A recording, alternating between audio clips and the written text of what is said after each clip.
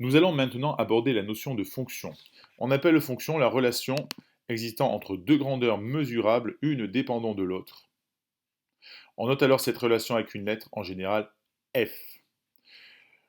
On a des fonctions lorsque par exemple on va acheter des fruits au marché, le prix que l'on va payer à la fin est fonction du poids de fruits que l'on achète.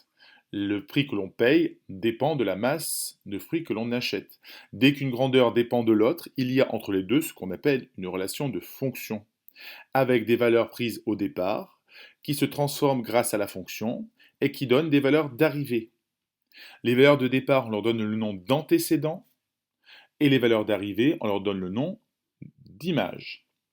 On note les images f de x étant l'antécédent, et f de x étant l'image du nombre x une fois qu'on l'a transformé à l'aide de la fonction f. On a donc deux données qui peuvent s'arranger ensemble, l'antécédent et l'image, et on les arrange ces deux données dans un graphique, puisque sur un graphique, on peut placer des points qui ont une abscisse et une ordonnée. Donc j'ai noté, on peut représenter une telle relation sur un graphique, les abscisses des points sont les antécédents, et les ordonnées, les images. Et on aura donc représenté la fonction.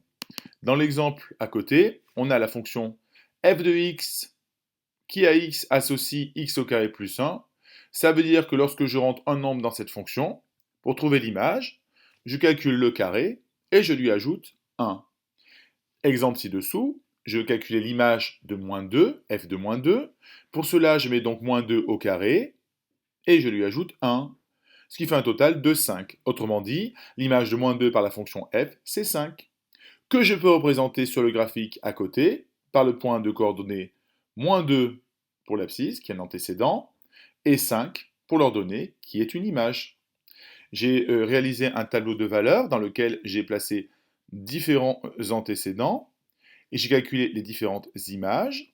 Cela m'a donné des couples de valeurs, qui sont des points que j'ai placés sur mon graphique. Ensuite, j'ai relié tous ces points, et ça m'a donné une courbe, qui est la courbe qui représente la fonction f. Chose importante, un nombre ne peut avoir qu'une seule image par une fonction, mais attention, une image peut avoir plusieurs antécédents par cette même fonction.